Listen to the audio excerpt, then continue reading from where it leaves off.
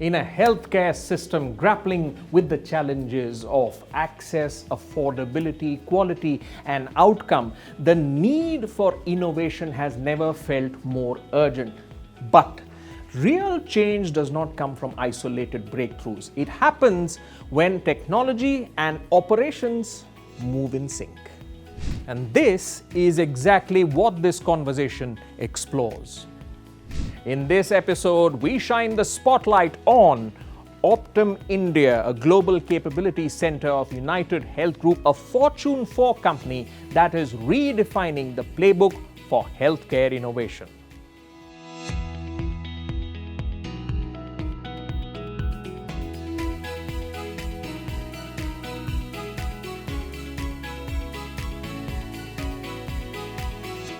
Well, GCCs are fast emerging as strategic hubs for global enterprises. In India alone, they are expected to generate $100 billion in revenue and employ over 2.5 million professionals by 2030.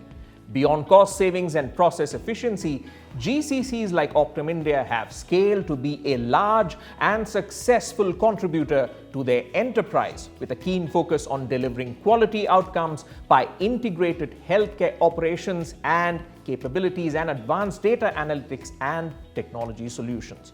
In this panel, leaders from Optum share with us how frontline-led innovation and deeply integrated tech ops culture are shaping a smarter, more human-centered health system. Let's introduce our guests to you, starting with Rohit Agarwal, Senior Vice President for Transformation, Innovation and Enablement. And also joining him is Abhishek Kumar, Senior Vice President for Operations. Also with us is Surinder Singh, Senior Vice President Operations again. And finally, Madhuri Raya, Vice President for Software Engineering.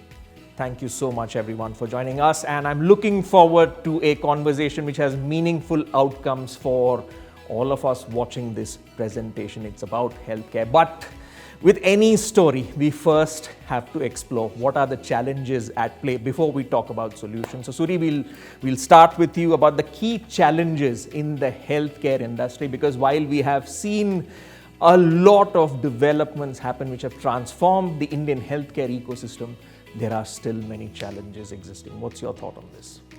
So I think you kind of said it in your introductory line. We define that as a triple aim in the context of healthcare, whether it's US or India, anywhere.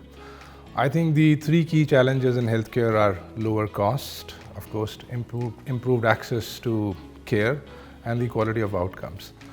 The healthcare cost has been steadily rising over the years. If you were to look at US, I think it has crossed over 5 trillion, more than the general inflation in the country.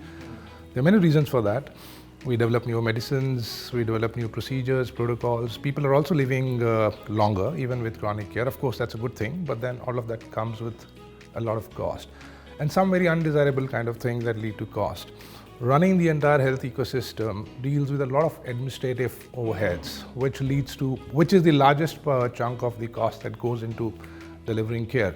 So that's about cost. So how can we manage that over administrative expense on running the healthcare ecosystem, I think is key on lowering the cost. Second is improving access to healthcare. That's a universal challenge. How do you provide access to healthcare in the remotest part of any nation, any country, any geography? How do you provide emergency services, care at the right point of time? Continues to be a key. Of course, during COVID, we did see some breakthroughs in that in terms of teleconsulting. None of us could step out, so we had to use teleconsulting in order to get some part of the care. But I think there are still challenges, safety, privacy, and also the depth to which teleconsulting can actually provide some sense of care. So that's something, still an area that we need to work on. And third, of course, quality of outcomes. While providing care when somebody needs is important, but then how do you ensure the quality of health outcomes? I think we have evolved, or technology has enabled us to kind of manage health outcomes in real time, manage protocols, procedures, next best actions, medicine adherence, and so on. So we need to continue to strengthen some of these to become more real time, to be able to, and also start monitoring health outcomes rather than just in and out of healthcare facilities, on quality of care. So that's something, I think this is what we call as the triple aim, and that continues to be the challenges for healthcare industry across the world. Absolutely. And this three-part approach is important in the context of the fact that we are a large country, which means we are going to do things at scale, which then brings into focus, as you said, you have to improve access, you have to improve affordability, and most importantly, you have to improve the quality and the outcomes. I want to take that forward and come to you, Abhishek, because this is a discussion I've had with a lot of people, especially in the clinician-patient relationship and the outcomes necessary to improve that. Because if we boil down healthcare to one simple aspect, it is that relationship between the clinician and the patient. What would you have to say on that? I mean, so well said. I think the crux of any healthcare is that interaction between a physician and a patient. That's the crux of the healthcare. Everything around that is really an admin setup to enable that entire process.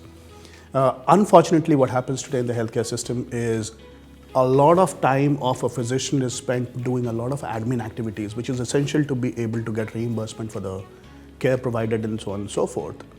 I think moving away from a volume-based care to a value-based care and creating incentive for physicians for delivering value, which means you avoid readmission, you improve medication adherence and so on and so forth. That's the broad impact this entire thing creates. So the relationship between the clinician or the physician and the patient should be the core of it, and everything should be around it. Volume to value is one of the big levers through which we achieve that in the US healthcare system, but that can be achieved in all the countries across the globe. Absolutely, and when technology works into benefit that relationship, it also addresses a lot of the burnout issues which a clinician faces during that. As you mentioned, if I'm bogged down with a lot of the administrative tasks, I'm not going to be having that focus on my patient and making sure that the right outcome is being delivered to the patient. Fantastic. Let's move forward and come to you, Madhuri, because as we talked about technology, the question is, what role is technology going to play in solving these challenges? Because we have sort of now seen the POCs in this ecosystem advance enough that it's brought down a lot of the mental barriers people would have in being analog in the way that they work. Now that we are embracing this digital age, what sort of technologies do you see making a difference? So trend spotting and of course the broader role that technology is going to play. What's your thought on this? Absolutely. Technology is going to be crucial right now.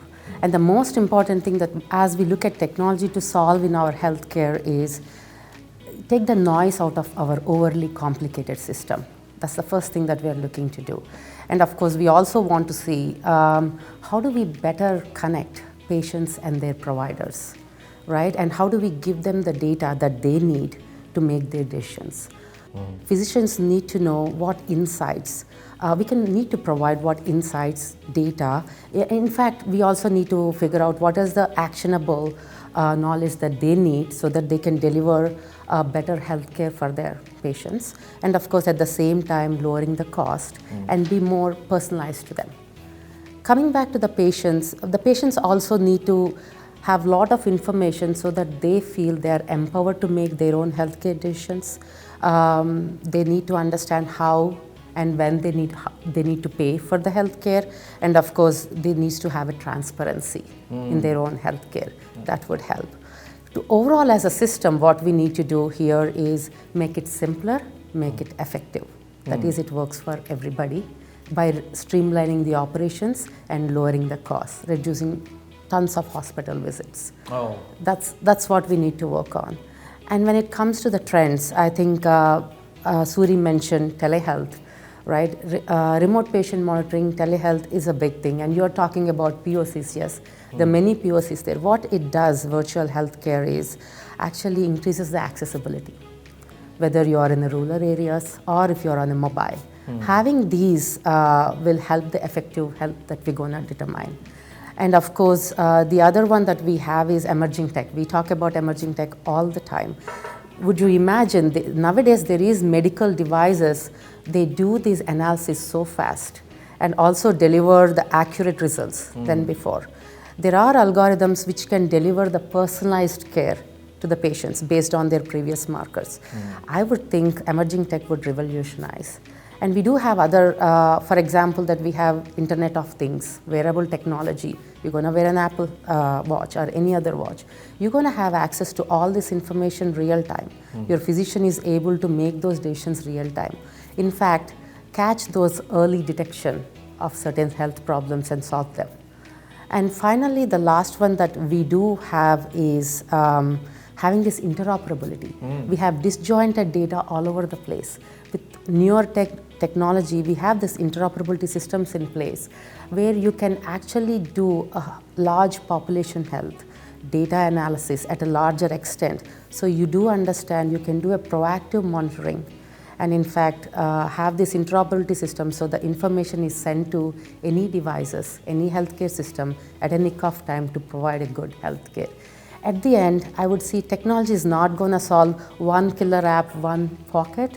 I think we see technology solving the system across so that we would reduce the cumbersome nature and make it simpler, effective. Absolutely, and as the challenges come up, you have technologies there to solve those problems, because I think it's also a factor of where are we on the maturity side of data, as to now we have solutions which are mature enough to be employed in a highly regulated space like healthcare. And I absolutely love the fact that you mentioned about hyper-personalization in healthcare. That's where the data aspect, the AI aspect comes in, so that everyone feels empowered with the information they are receiving from the clinician or from the system, and then they have a better understanding of how to take care of themselves. So there is a preventative aspect and a curative aspect which is integrated in the solutions as they come about. All right, let me expand on a few of these talking points and come to you, Rohit, because the question is, how do you think companies can come up with innovative solutions to enhance the entire healthcare ecosystem? Because you look at transformation, you look at innovation, and you look at enablement. So it would be great to get your bird's eye view perspective on this. Absolutely, and my colleague spoke about a lot of these points. My view is that you need to be able to get people, process, technology and data together to be able to drive innovation. Some of the trends that I think are going to be critical, the first one is around consumer experience. The ability of an informed and a tech-enabled consumer to really reach out, on the internet, on various tools, to be able to really understand what are the conditions that he or she has, find right clinicians, physicians, look at what is the right price of healthcare, compare prices, set up appointments, make changes to the appointment. Basically, like you said, the hyper-personalization aspect and the aspect of making sure that the entire healthcare experience is in the hands of the consumer at a place and at a time when the consumer really needs it. I think that is going to be an absolutely critical trend. The second one is related, which is around wellness. Madhuri spoke about IoT, connected devices. I think also using the internet, using computers, using the phones. I see a lot of people building their exercise diet plans, right? Regimes, fitness plans. Again, it gives the power of managing my own healthcare, with me or to me, and that ensures that, I'm able to personalize my wellness, the preventative aspect that you spoke about. The third one is a digital platform that helps drive interoperability, right? Again, Madhuri spoke about it. I think that is critical because what it does is enables a consumer to practically create an entire healthcare ecosystem just for that consumer, right? Just for me, right? And that I think is absolutely powerful because I'm able to get a 360-degree view of my own healthcare needs. And the last one is, the move to value-based competency models. Payers and providers are moving from fee-based services to value-based competency. That's absolutely critical because that is what will really drive better quality of healthcare outcomes at a lower cost. And I think Optum, because of the fact that innovation is our core value, is well positioned to really accelerate and drive this innovation in the healthcare industry. And as you think about Optum India, and Optum Global, we're again very well positioned to accelerate this innovation for the enterprise because of the vantage point that we have. Optum Global sees the entire healthcare journey across members and providers, across various capabilities, across all lines of businesses that UHG has. And that is really, really powerful. We've got a program that we call Innovate, which is our innovation framework, which really helps us bring together multiple aspects of what really is needed to drive that innovation, and is helping us really accelerate innovation across UHG. Absolutely, and you are in such a unique vantage point that you get to access all parts of the value chain to drive what I would describe as a retailization of experience, as you mentioned. In a sense, I think we're all becoming CEOs of our own body, right? As you mentioned, how you manage your body from a preventative and a curative aspect. Technology now enables you to at least have a bit of control back and see how you can manage your life better. So it's great to see that enablement aspect being brought out by you. All right, now let's look at the synergy. Then we look at technology and business operations. What sort of synergies come about? Abhishek, maybe your thoughts on this. What would you have to say? There are many ways, many dimensions to it, but I'd like to touch on two of them. One is, for a long time, technology and operations has been two distinct functions operating in two distinct offices sometimes, right?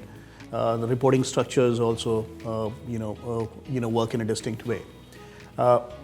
In the middle of all of these things, if we are able to look at co-location of operations and technology teams, that can drive a lot of synergies, that can kill a lot of silos.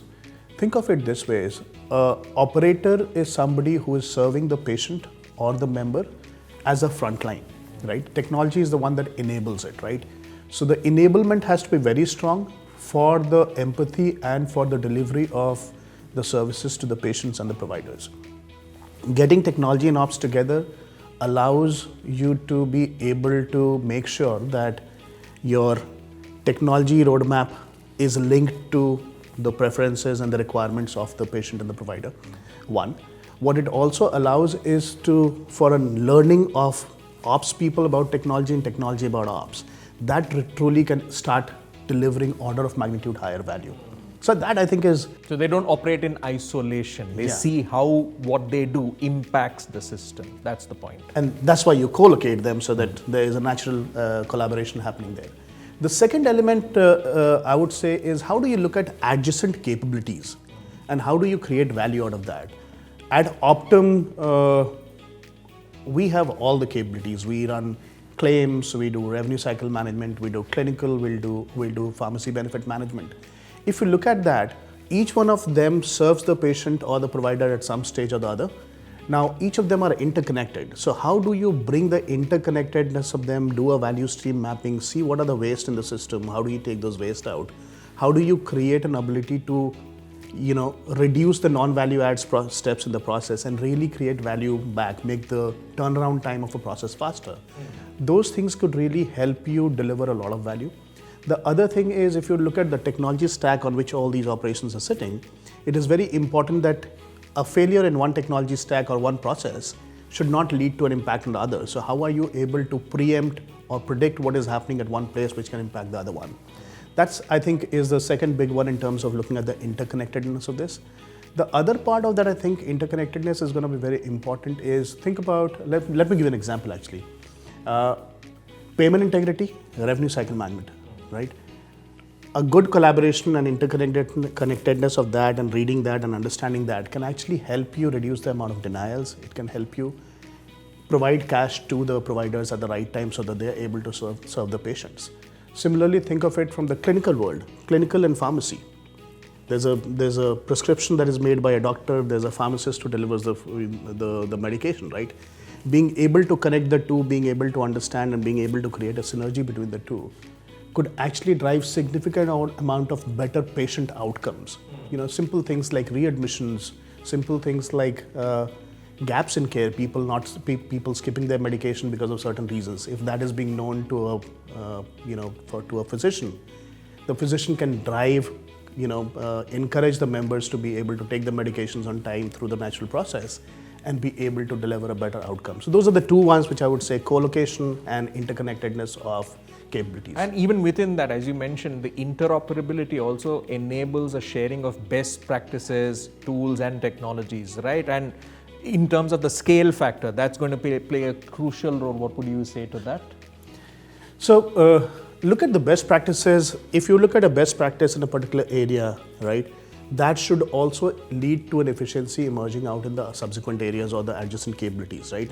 So that is definitely there, and that definitely has to be a focus. And that's a place where we, through our Innovate program that Rohit mentioned, really focus on those areas to be able to look at drawing a journey map of a patient, look at drawing a value stream mapping of a business, and to be able to understand how a best practice of one place can be replicated elsewhere. All right. Let me take that point forward with in terms of identifying and prioritizing innovative opportunities, because this is an ecosystem where so many innovative developments are coming about. But the question is, as leaders, we also have to figure out what do we prioritize and what do we keep in the back burner. Maybe the time is not right. So maybe you could share your perspective on this. Absolutely. So we all know that healthcare is complex, right?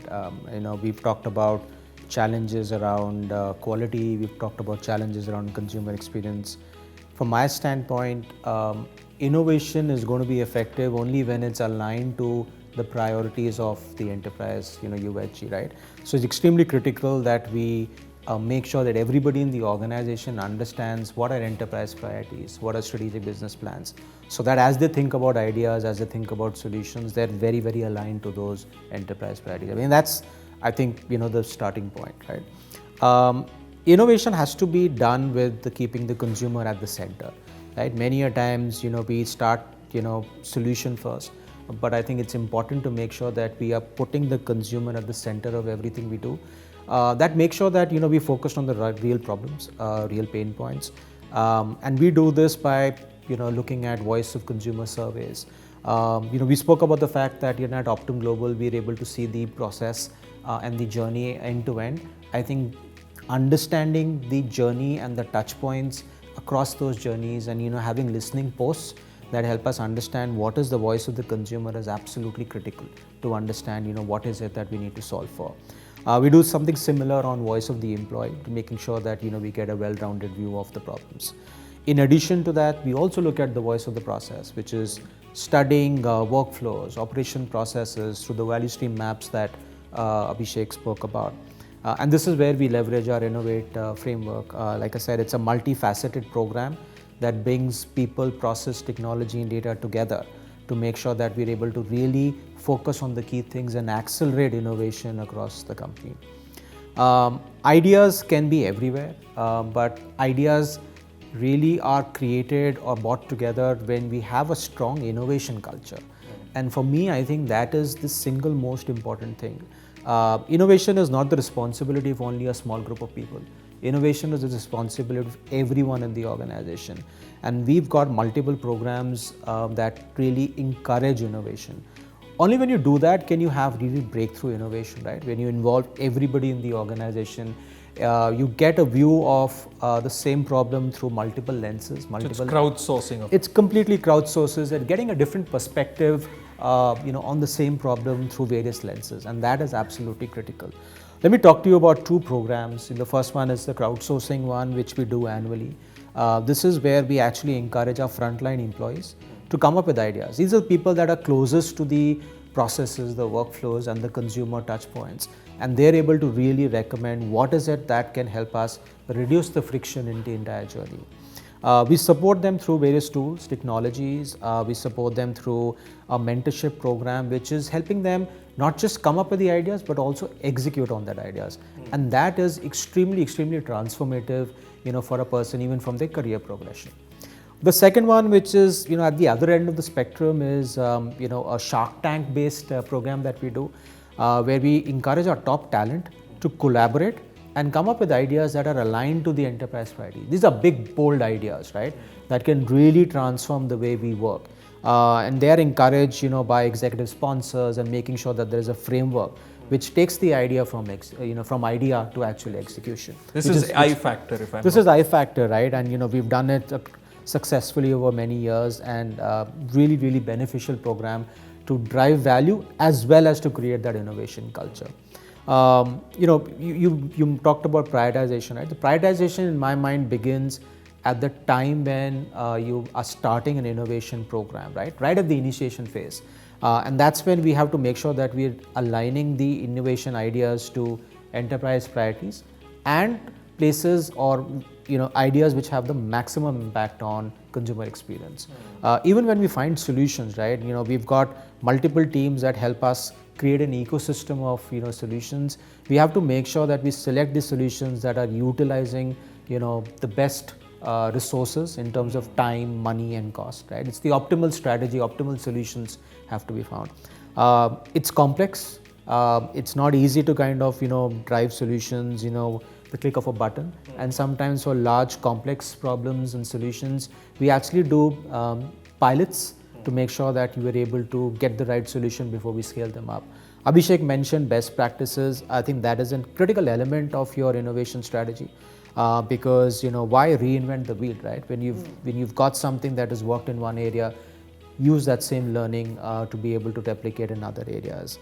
And the last one is making sure that we do this in a sustainable way, in a repetitive way, because that's what will really help us drive innovation at scale. So get set go. Everything is lined up to make sure that, as you mentioned, I love the fact that you focus on the capital and resource requirements. That's an aspect which a lot of people forget. While they are in love with the idea, there's also a certain maturity level that idea needs to reach, and of course there's a certain capital and resource requirement which it needs to match to make sure that it can be an idea which is executable. Taking that forward, Madhuri, coming to you, the technology landscape is changing fast. As I've heard within this discussion, so many changes are happening. So how do you make sure that your tech organization is evolving and is enabling your business teams to stay aligned with the rapidly evolving tech landscape and the advancements that are coming with it? So take us through that high stakes world of making sure you're ahead of the curve. It is so important, right, to be up to date with the technology, and Optum offers multiple ways to do that. What we have something is Optum Tech University. What we do is we do offer a lot of courses: technology, operational agility, organizational agility, design thinking, customer centricity, many of the emerging tech that we have right now. All of these courses are available. They're available virtual, in class, or self-paced, right? Again, all at free of cost. We do encourage our employees to upskill themselves in these technologies as we go. The second and more exciting, I would say, is the events that we conduct. Recently we conducted an event called Optum Partner Tech Tank. What we do with respect to this event is we bring in the industry leaders, our technology partners, and our own employees in one event. And idea is to explore what we can do, the future of technology, what are the new emerging tech that we can bring in. So it kind of provides our employee also the exposure to the larger industry. Where so the we dialogues are which are happening in terms of improving outcomes or streamlining operations or Absolutely. saving costs. So they Saving get a costs. reference point as to what the Exactly. industry is thinking. And they also hear from the best, and I think that's the greatest exposure our employees can get. The other one that we are also thinking about is upskilling and reskilling constantly. Tech, and this upskilling and reskilling usually helps us to understand what are the new tech is there, can we do an POC about it, what are the minimum viable product that we can build. And for that you need to provide an environment like a sandbox environment or I would say a lab, so that employees can actually work there, build their systems without disrupting the core functionality, and come up with the solutions, thereby taking it over. It's like practicing in the nets when Absolutely, you're playing cricket, that's what it is. Making sure that you get your shots right. Absolutely. Yeah, that's what I think that's one of the really important for, especially for the technologists, to keep their hands dirty, and that's exactly what these innovation labs helps us to do. And of course we when you look at standardization, I think that's also an aspect where you have to work with standardized technology platforms and frameworks. If you can expand on that. Yeah, it's so important. A new emerging tech comes in, we need to make sure that particular technology follows a certain framework. Make sure it is aligned to organizational goals, the compliance standards, especially we are a very regulation heavy industry. So a tech comes in, we need to understand, is it following the standardized process? Do we have a right framework in place? Are we doing things right? Are we using it responsibly? And that is quite important for us. And in terms of the ops teams, in terms of driving the collaboration quotient? Again, technology can build in isolation. As you mentioned, both Rohit and Abhishek mentioned, the tech ops collaboration is very important. And this is where the technologies actually understand the problems the customers face. They see a real time, thereby understand, okay, how do I come up with my solutions to ease it? And this bringing in technology and ops together, as you rightly mentioned, streamline that operations, helps us in reducing the costs. Absolutely. But while we talk about the benefits, I think we also have to talk about how do you measure whether these innovation initiatives are actually delivering what they are meant to deliver. So Suri, will come to you in terms of your perspective as to how you figure out whether an innovation initiative is up to the mark. How do you measure the success, and what are the matrices which are most important to you? I think, as Rohit said, innovation initiatives should be aligned to strategic objectives, of course, and if they are, then they have to be measured against some predefined KPIs that kind of emphasize the importance of balancing our short-term wins versus long-term value creation. Having said that, I think the first, just to name a few, as you said, measurements that point to the success of innovation, first and foremost is adoption. I think we can, as Madhuri said, simple and effective. We can make as many solutions as we want, but if they're not simple, effective, not adopted by users internally or members or customers outside, then it's the first filter. That's it first self-corrects. Yeah, I think higher rates of adoption are a true signal that we have really solved a real-world problem, either internally for our team members or for our members or customers. I think that's very important. Number one. Number two. I think, and then of course you will measure them qualitatively as well as quantitatively. Has the solution improved experience, again, for making life easier for our team members, or improving the experience of how members engage with us, all the digital efforts and all of that. I think a clear measure for them is Net Promoter Scores. I think an elevation in Net Promoter Scores is a clear indicator that customers are happy, they'll happily recommend this, they are engaging well with these solutions. I think surveys, different organizations measure it differently. NPS is a good indicator, customer satisfaction, another one, which is good. Third, now, if we have really solved a problem, if they are aligned to some of our key, either short-term, medium-term, long-term objectives, then we must have delivered on something. So even technical measures become very important. Cost, efficiency, productivity, are we making things faster? All of that experience, of course. Increased output. Increased output, minimizing wastage. So what has it really delivered on? So those kinds of measures, I think, very, very key to keep a sight of. And then ultimately, the goal of any organization is to drive financial performance.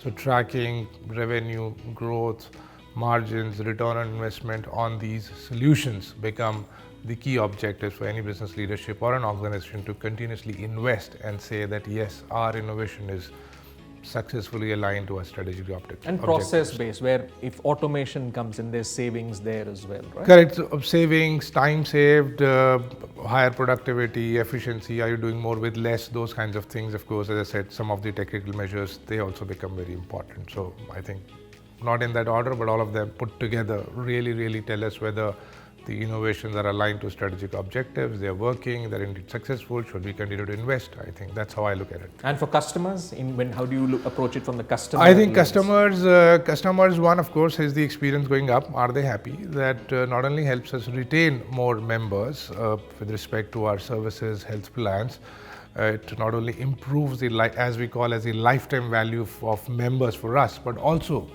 is it improving the outcomes for the members, whether they are related to health, whether they are related to the ability to access healthcare faster, maybe reducing their overall cost of receiving that healthcare. I think those are also very important, Gautam. Yeah. That's true, because in a lot of the conversations I have, it's a very go-to-market paradigm environment right now, where anything that you're doing within the organization is in the service of making sure that your innovation is hitting the market before what the competition does. So it's great to see that all bases are in a sense covered. Taking it forward, coming to you, Rohit, as we sort of tie up a few loose ends in this discussion, what advice advice would you give to organizations to better integrate technology with the business side of things, to make sure that at the end of the day it's more outcome focused, whether it's to enhance customer experience or whether it's to enhance employee experience? What would you say?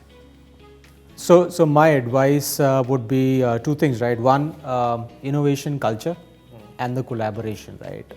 I think culture is very important, like I spoke about earlier, to make sure that innovation is not restricted to a certain area but right across. As you think about Optum, what we have is we've created an ecosystem where the operating teams and the technology team work together.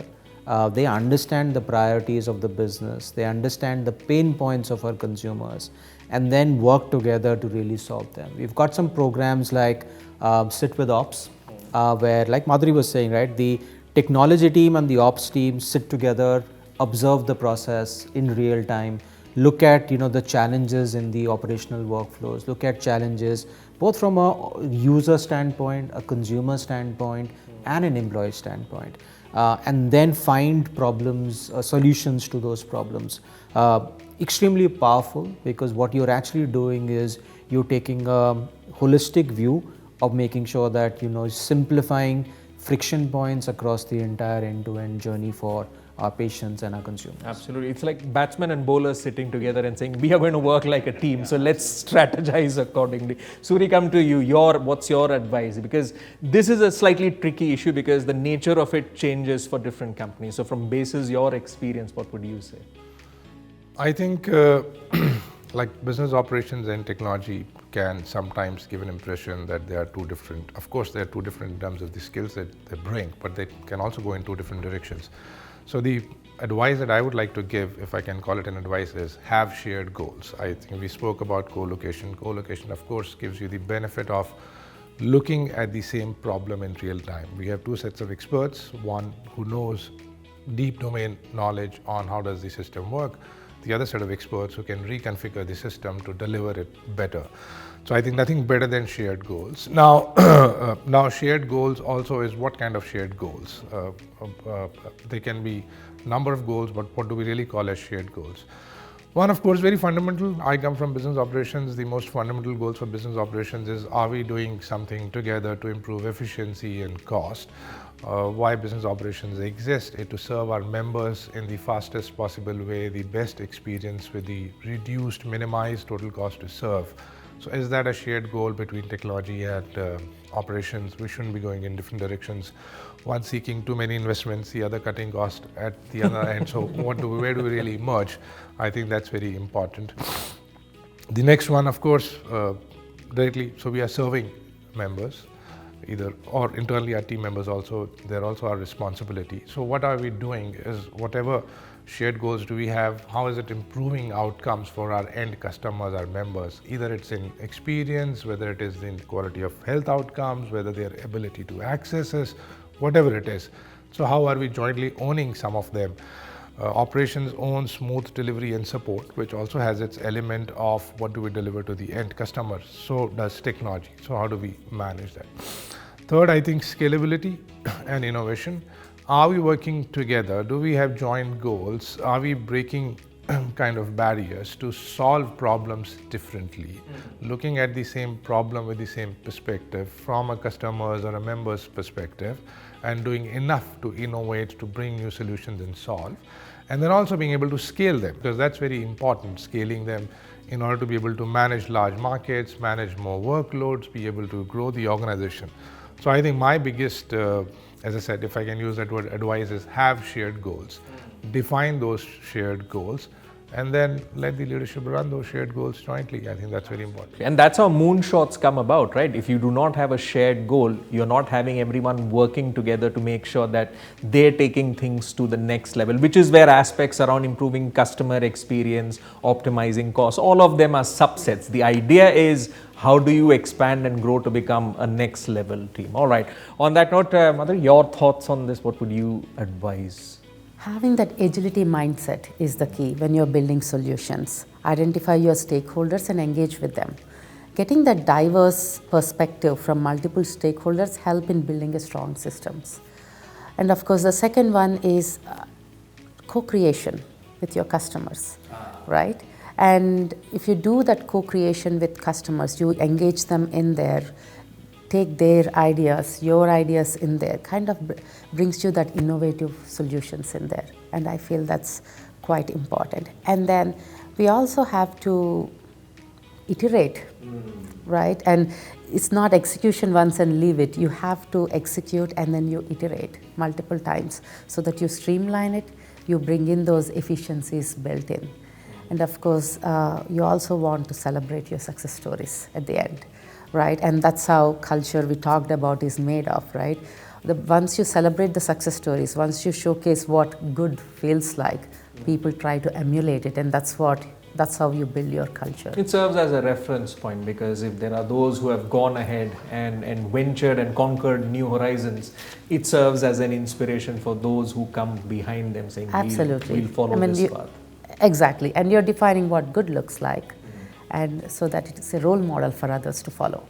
Absolutely. All right, Abhishek, let's get the last word from you, the advice that ties everything together. I love what the three of You've got enough reference material now from all of them. I love all the three colleagues of mine brought in about culture, that setting up, success cases, being able to create a shared MBOs. One of the things that I think is going to be, which is going to be a part of it, but also should be looked at by organizations very objectively, is how do you take technology learning to your business process teams or your business operations teams. I'll give you a couple of examples. So when you're applying technology in a particular business process, what would you do? You would go speak to the specialist, come up with the best ideas, and then kind of build that.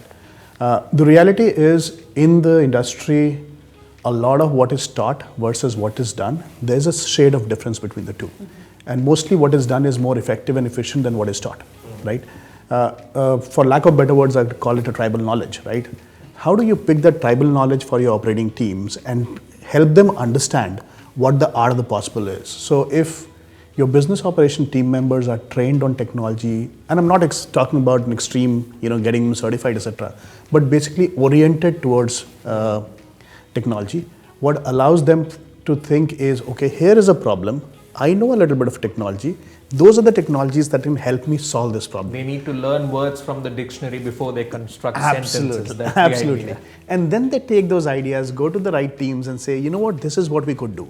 Now, this is a place where they demonstrate their ownership, they demonstrate their willingness. As Rohit said, getting the ideas from the grassroots level, that's going to be critical. It also helps you create a very unique employee value proposition, right? Think of it from a standpoint of, can the next product manager in technology be somebody who comes from ops, who has got a good understanding of ops? Can the role of business analyst, who, for simplicity's sake, works as a translator between ops and technology, can that business analyst be a role that comes out of business operations? What that allows you to be able to, number one, drive innovation, number two, create the unique value proposition for employees, but also create a very unique proposition for you in the market to attract more talent. So that's what I would say, is how do you use technology learning or technology training as a lever to be able to drive all three of them with your business process employees. Well, to distill it into one point, free your mind and the rest will follow. All right. Well, let me give a few talking points compressed for your benefit. As this discussion has made clear, the future of healthcare won't be built in labs alone. It will be co-created at the intersection of technology and operations, empathy and execution. At Optum India, innovation isn't an isolated function. It's embedded in how teams listen, build, iterate and scale. From teleconsultation ecosystems to analytics-powered care pathways, their model shows that when tech and ops sit at the same table, real transformation becomes possible. So GCCs like Optum are not just enhancing the back end of global healthcare, they are reimagining the front lines, addressing the triple aim of cost, access and outcomes in a system that desperately needs it. Because at the end of every innovation, every dashboard, every process, every claim is a person. And in a world that often forgets that, Optum's approach is a timely reminder that the real power of innovation lies not in the tech itself, but in what it enables us to do for people. And on that note, I'd like to thank all of the guests that we have with us here to enable us to understand what this innovation ecosystem is doing and what's in store ahead. Thank you so much for joining us. Thank you. And thank you to our viewers for tuning in. Till next time, this is your host Gautam Srinivasan signing off.